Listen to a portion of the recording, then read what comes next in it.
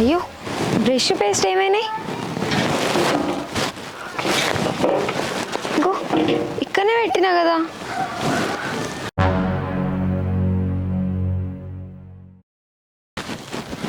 ఇంట్లో నుంచి తీసుకొని అన్నే పెట్టినా కదా, ఏమైనాయి?